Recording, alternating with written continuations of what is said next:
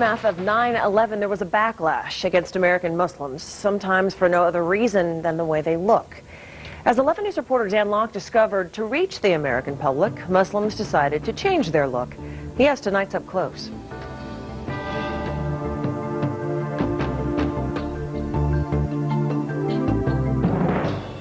Tom? Hey, Jim. How you doing? All right, are you on the road again then? 2855.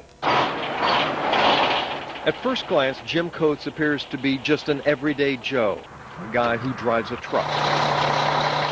By all accounts, he's conscientious, professional, a first-rate employee, his boss says, and that much you can see. What you can't see is that much of his life has been spent in search of the right religion.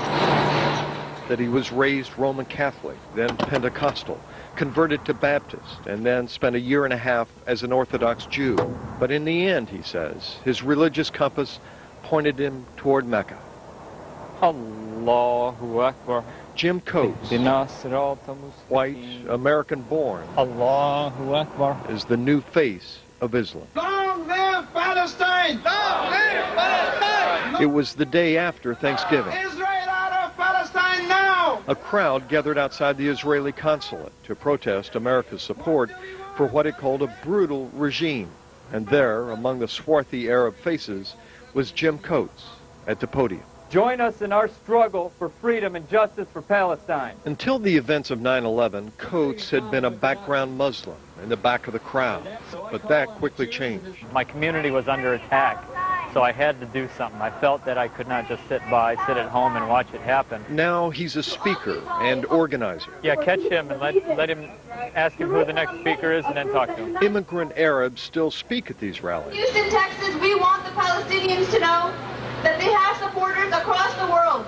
But the goal is to affect change. I think that you have a better chance of affecting American policy by being an American and organizing these things. If you're someone from another country and you come over here, you're just looked at as a troublemaker. And so you may see a lot of Coates. Recently, he was chosen to be the host of an Islamic program on a public access channel to reach the population that looks and sounds like him. Because they can speak to the people in the same frequency, I should say. Not like me with an accent. We welcome anyone who chooses to stand with us on the side of peace and justice for Palestinians. In Palestine, peace and justice are difficult to find. The peace talks have stalled. Extremists are now defining the conflict, and terrorists are celebrated. One person's freedom fighters is another person's terrorist. Professor Lynn Mitchell notes that the terrorists in the beginning of this war were Jewish. The Jewish freedom fighters certainly didn't target civilians as much as the Palestinians are now. Palestinians used to not target civilians as much as they do now because they just become more desperate as it's gone along. The Palestinians were beginning to turn American public opinion when the images that we saw were those of young Palestinian boys throwing rocks at Israeli tanks. But those images have been replaced by the bloody face of terrorism. And for American Muslims, that's a problem.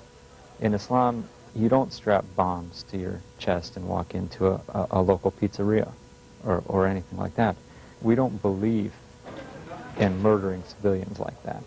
Allahu Akbar. Meanwhile, Jim Coates lives his life as an example. He stops to pray 5 times a day, even as the world turns around him. But the conflict and politics of the Middle East That's what prompted the attack. More UN weapons inspectors are never far away. Dan Locke, 11 Up Close.